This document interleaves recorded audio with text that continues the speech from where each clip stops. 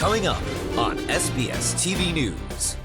Turning the tassel, South Bend Schools unveils the graduation site for the class of 2023.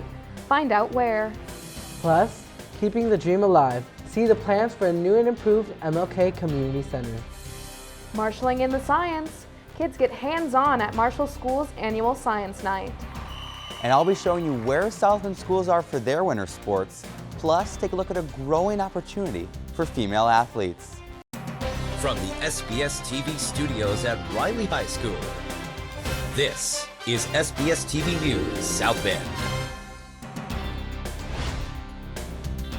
Hello and thanks for joining us. I'm Sajanaya Grohl from John Adams High School. And I'm Fernando Sanchez, also from John Adams High School. Well, there's some exciting news for seniors. The location of class of 2023 graduation ceremonies have been announced. Graduations will be taking place at the Compton Family Ice Arena at the University of Notre Dame. We're looking forward to celebrating your accomplishments with your family and your friends and your special guests. Adams will have theirs on June 8th at 6 p.m., followed by Riley on June 9th at 6 p.m. Then on June 10th, Washington will have theirs at 10 a.m., Rise Up in South Bend Virtual Schools at 3 p.m., and Clay at 5 p.m. Students and their families will be receiving more information about tickets in the coming weeks.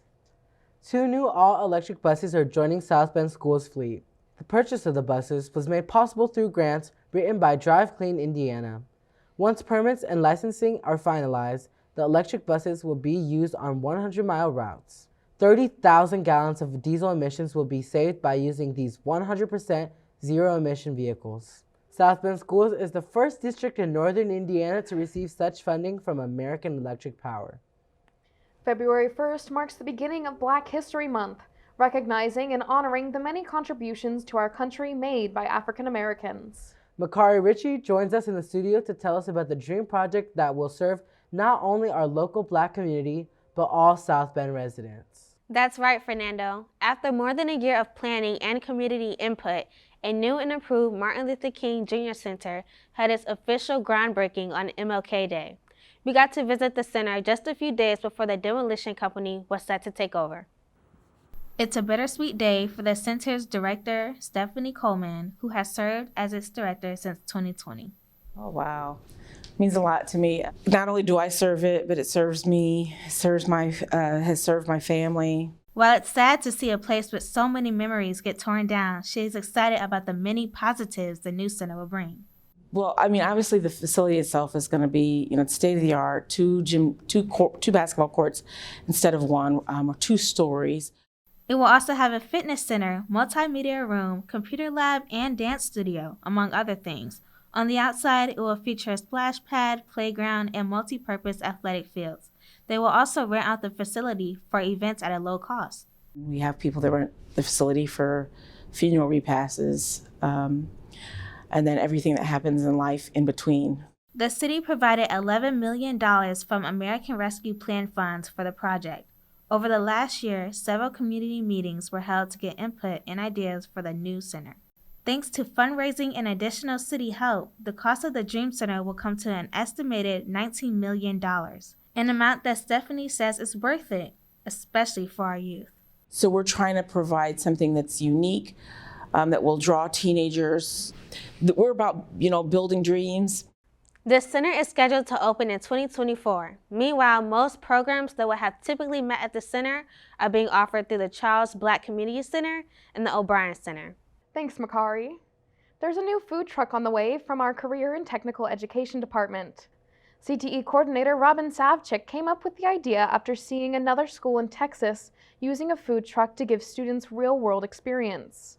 Our culinary students will actually get hands-on experience of running a program, a restaurant, so to speak, on wheels. So we will be able to, it's live, taking it out of the classroom and out into the communities. Student organizations will also benefit from the sales made from the truck. They will be able to work the truck, and then a percentage of the sales will actually go into an account so they can go to competitions. On Friday, February 17th, CTE will be holding a trivia night to raise funds for the project. They are still looking for auction items, which can be donated by contacting the email below.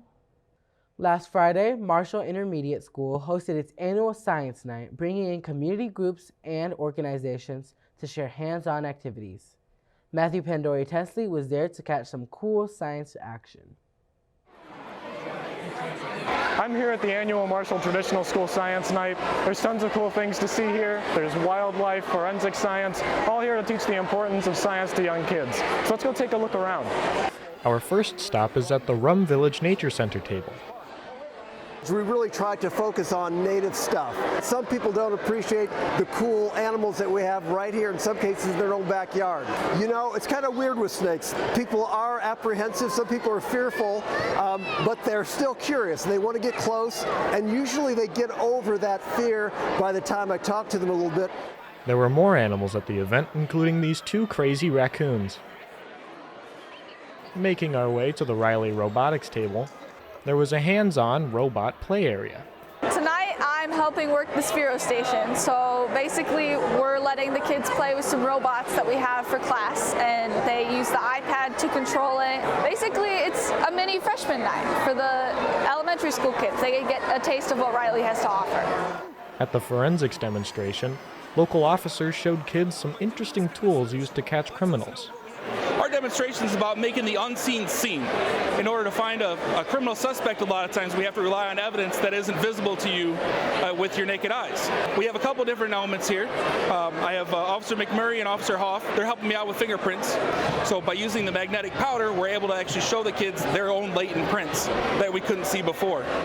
The event was sponsored by Marshall's School PTO, and nearly 20 organizations participated. This has been an incredible educational event. We'll be planning it again next year around the same time. For SBS-TV News, I'm Matthew Pandori Tesley. Coming up after the break, a local judo class helps students improve their bodies and their minds. Plus, we'll take a look at the milder temperatures coming our way over the weekend.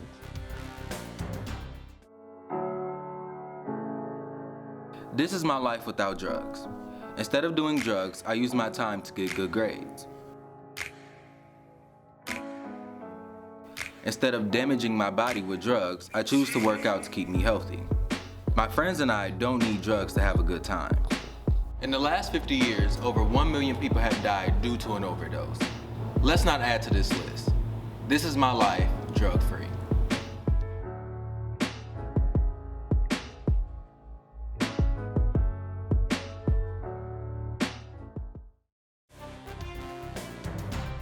Welcome back. So, have you ever considered learning martial arts? Rafael Tortolero shows us how one John Adams alumnus is making an impact on the community, toss by toss. Okay, so passion has turned into a career for Gabriel Aguero.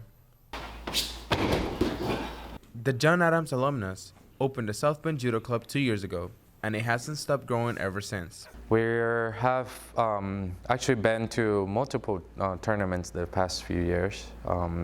The last one, the good result from last year, we got third in the state, which is a big deal for us for being such a small dojo. We went to our first national last year, and then we brought 4 medals, which is really great. Judo is not all about the sport. It can also help you in your daily life. Before judo, I felt like pretty nervous on like going up to like people and like kind of just talking, but once I joined judo and competitions, like you always have to go against someone like in a tournament, which like kind of took away my kind of like anxiety. Judo has been around for centuries, and it's finally making its way up to South Bend. This is the only judo dojo in the area. Judo is actually like the few sports that actually can bring anyone and everyone. So it doesn't discriminate any gender, the way you look. If you're short, you're tall, you're a little bit bigger, you're small. Judo is a place for everyone. The South Bend Judo Club is open Monday through Saturday from 3:30 to 8 p.m. For more information, visit southbendjudoclub.com. Reporting for SBS TV News, I'm Rafael Tortolero. If you love animals, you're in luck. Every other weekend until April, you can visit the Potawatomi Zoo at a discounted price during their annual winter days. While some of the animals are kept inside during the cold, there's still plenty to see, including red pandas, big cats, farm animals, the rhinoceros, and of course, the 4 giraffes that arrived at the zoo last spring. Visitors can also enjoy concessions, train rides, and the gift shop. The next winter days will be held this weekend on February 4th and 5th, from noon until 3 p.m. Admission is $7.50 for adults and $6.50 for children and senior citizens. Zoo members get in for free. Well, the snow seems to be gone for now, and the weekend is looking clear. That's right. Jadiani Soto is in our weather center to bring us the 3-day forecast. Hopefully you dress warm because today is a chilly one. Our high will only be 15 degrees with cloudy skies and a slight chance of snow flurries. Make sure to take an extra blanket to bed tonight as it will be even colder with the low of 7. But look out for that heat wave over the weekend. That's right, guys, we'll have mostly sunny skies with a high of 37 degrees. That's got to be shorts weather for some of you. Sunday will be even warmer with a high of 39, but unfortunately, the sun won't be making a repeat performance. It will be mostly cloudy and slightly windier. That's it from the Weather Center. I'm Jadiani Soto, now back to the news desk. Thanks, Jadiani. Coming up after the break, Cooper brings us the latest in winter sports. Are you interested in multimedia production? Then join the Broadcast Media and Film program with South Bend Schools. In this CTE class, you get hands-on experience in podcasting, live radio, audio-video production, news broadcasting, photography, and filmmaking. To learn more, visit our website at sbstvradio.org. You're entering the SBS-TV Sports Zone. As the snow continues to fall, so do records in sports across the South Bend Community School Corporation. I'm Cooper Van Driesch, back with another Sports Zone update. Sectional season has finally arrived for girls basketball, and the Washington girls basketball team is looking to make another historic run. Last year, the Lady Panthers redeemed their state run-up finish and took home the state title at Gamebridge Fieldhouse in Indianapolis. And this year, the unanimous #1 team with an undefeated regular season record of 23-0 is poised for another top finish. Over on the men's side, the basketball success continues on the court for the Washington men. With their current record of 14-3, the Panthers are currently third in the NIC, only behind top 5 ranked teams, Penn and Marion.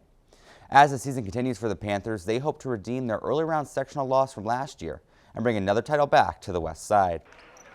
Also, for the first time in almost a decade, the Clay men's basketball team is above 500 going into January, while the Adams men are looking to defend their sectional title from last year. For basketball action this weekend, Adams will travel to LaPorte tomorrow for a 2:30 tip, while Clay takes on Elkhart in an NIC matchup tonight at home at 7:30. The Wildcats will also be at home tonight when they take on the Lions of Bremen at 7:30. And lastly, the Washington Panthers will travel to Penn for a big NIC battle starting tonight at, you guessed it, 7:30. In the pool, both of Riley's swimming teams have had a dominant season in the water. For the Lady Wildcats, standout senior swimmer Celeste Hollis earned a first-team all-conference selection in the 100 fly at the NIC meet last month, and she's looking to make a trip back down to state for the second consecutive year. For the rest of the girls, the season has been just as good, with one of the major highlights being beating powerful Munster for the first time in 6 years. For the Riley men, they had an outstanding conference meet at Elkhart Health and Aquatics over the weekend, with the Wildcats earning all conference selections in every event. 2 weeks ago, the Cats brought home their 9th consecutive city title, making the streak 40 years since another South Bend school beat Riley in the pool. Earlier this season, the 200 medley relay team of Ike Ruskowski, Chris Bartmus, Joel Khrushchev, and Patty Chapman set a pool and school record in the 200-yard medley relay, and they broke their previous record set 16 years ago, going to 1:34.08. Over on the mats, wrestlers across the city competed in their sectional meet over the weekend, and while no one advanced to the state meet, they had a dominant season on those mats, many athletes earning all-conference selections. Now, last spring, the IHSA announced that girls wrestling would become an emerging sport, presenting a new opportunity for girls across the state. Our reporter, Tiana White, caught up with a new team at Riley High School. Wrestling has always been a sport available for boys to participate in, but what about girls? In recent years, girls wrestling has been gaining more popularity within high schools. Just last year, Nisha Gildenberg competed in state, representing Riley as their first girl wrestler. For Nisha, she says wrestling is her getaway. When I'm up here, I forget about like everything, all my troubles, everything that I'm going through that day, and I kind of just let it out and I practice. So it's just like an escape place for me. She started as the only girl on her team and has since inspired others to join, bringing the number up to 3 this year. Emily Cannon, a teammate of Nisha's, talks about the challenges they face as girl wrestlers. There's not really a lot of girls that do the sport, so when we have meets with like the guys, usually the girls have to sit out and we don't get to like actually like learn something and get on the mat. Girls have been pushing for a place in wrestling. Last year, the Indiana High School girls wrestling competition had around 300 wrestlers, but this year they had nearly 1,000. The Riley girls coach David Slay, a former Riley wrestler himself, stepped in to help once he realized the girls had no one to guide them. There was a lot of stigma. It was always, oh, if a girl wrestles, she has to wrestle boys. Well, no. If we grow the sport and we have a lot of girls wrestling, they'll end up wrestling these other girls, and that's what's happening now. Nisha made it to state competition again this year, representing Riley and placing 5th in the 152-pound weight class. It's been a hard journey, but one she feels is definitely worth it. And she hopes other girls will feel they can take on the challenge as well. If you can put your mind to something, no matter how easy or how hard it is, you can do it. For SBS-TV Sports Zone, I'm Tiana White. Thanks, Tiana. That wraps it up for this edition of Sports Zone. As we head into the spring, I'll continue bringing the latest in South Bend Schools athletics. I'm Cooper Van Driesch. Now back to the anchor desk. That's all for SBS TV News. Be sure to visit sbstvradio.org to learn more about our broadcast media program. And tune in to our 24/7 radio station, WETL 91.7 FM. And for all of us here at SBS TV, I'm Fernando Sanchez. And I'm Sajanaya Grohl. Thanks for joining us.